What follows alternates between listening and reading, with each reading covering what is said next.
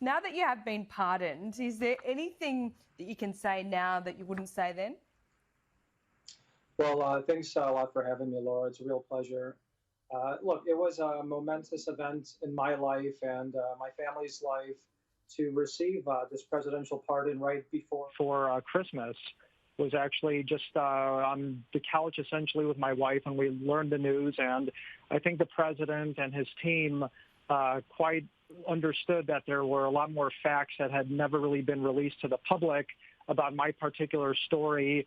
The situation that you referenced with Alexander Downer, which is under current scrutiny, and many other facets of the story that were never quite covered. And I think he made the right decision, and I was very honored to be pardoned. And I'm looking forward to seeing where this new investigation by the new special counsel in the United States might lead to or might not lead to. What can you tell us about what has never been made public, as you just mentioned then? Are you willing to say that now? Well, what I can basically say is that there have been essentially 5 different investigations looking into the events surrounding the 2016 campaign and the various players that were involved or were not involved for nefarious purposes or for innocent purposes. You had an investigation that likely preceded the Comey FBI investigation. You had the FBI Crossfire Hurricane investigation, which Mr. Downer apparently was a big part of. After that, you had an inspector general report looking into egregious malfeasance and conduct by the FBI. And after that, we now have a new special counsel that's looking into, in many ways, my side of the story of what likely really happened and the possible illegal targeting of the 2016 campaign. And that's pretty much as far as I'd like to go with that. But I think we're going to learn a lot more about what was really going on. What is your side of the story? My side of the story essentially is that the 2016 campaign was targeted by the Obama administration at the behest or with the help of Western governments that had a bone of contention, if you will, with an America First nationalistic candidate like President Trump as a foreign policy advisor working on 2 U.S. presidential campaigns. I first worked for Ben Carson, then I worked for Donald Trump. I saw this major schism between how foreign governments viewed Ben Carson, who was more of a mainstream type of candidate in the United States, versus Donald Trump, who right off the bat expounded on his vision for America in the 21st century, renegotiating trade deals, being tougher on allies for not paying their fair share, their burden. And that really unnerved, I think, many European governments and Asia-Pacific governments as well. I guess, as you sit here now, you probably regret ever meeting Alexander Downer. Why did you meet with him in the first place, and what did you tell him at the Kensington Wine Room? So the meeting I had with Alexander Downer, I've been very vocal about this, was probably the most bizarre meeting I've ever had in my entire life, and I remember it in vivid detail. No one was drunk at this meeting. I don't know where this fantasy from the New York Times came from. It certainly didn't come from my mouth, or I assume Alexander Downer didn't tell the New York Times that he was drunk.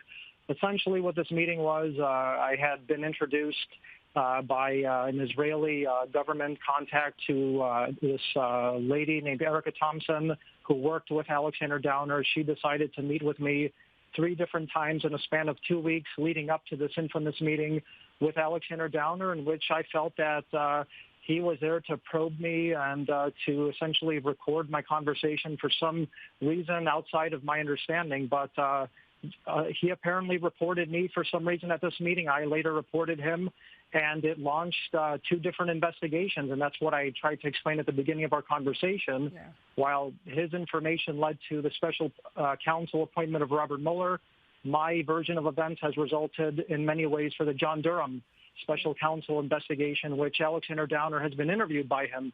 So that's why I think we still need some more time to really understand the full sphere of events and the scope of events that surrounded the 2016 campaign. I mean, you called him the devil from down under in your book, and he apparently in a cable told Australian authorities that you had said that Russia had dirt on Hillary Clinton. Do you dispute that? Laura, I've never met a Russian official in my entire life to this day. So they actually picked the wrong person to try and make a patsy of a Russia conspiracy, because my entire career actually was in neoconservative politics, which you don't make a career in neoconservative politics in D.C. supporting Russian agendas or meeting with Russian officials for that matter. And second of all, I was in the energy industry, which I still am today, along with being a contributor for politics on national television here in the country. So it just didn't ever make sense that I would transmit some information that I had no background on, let alone any information on. So the whole situation never made any sense. I think that's exactly why, if you've been following the story here in the United States, an FBI lawyer who was part of this investigation pled guilty. He was recommended to go to prison for 6 months. The judge decided to give him probation. But there's a major criminal investigation ongoing into exactly what was going on here and who might have been falsifying evidence, transmitting fake information in order to really try and target this campaign. And I think that's where the evidence is leading. Well, what happened here? Is there a chance? Are you saying, if I'm reading between the lines here, that perhaps Alexander falsified information? All I can say is I'm not accusing Alexander Downer of anything except what I just said.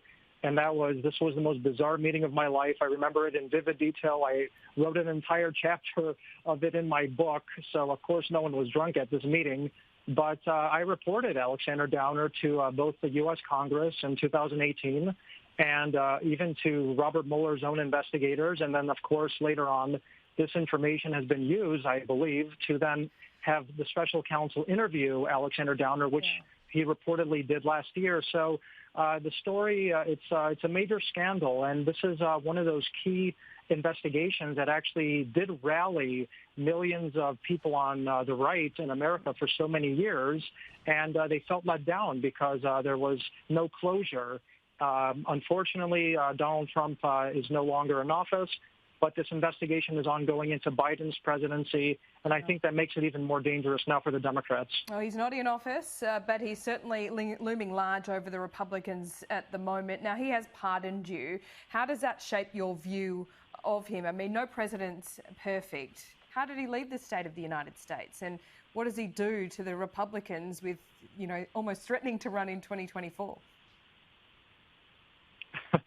Well, look, Congress in this country has an 18% approval rating, and that was before they engaged in this exercise of futility known as impeachment 2.0. And actually, what impeachment really did was only deliver a very bad week for the left and those on the right who are anti-Trump.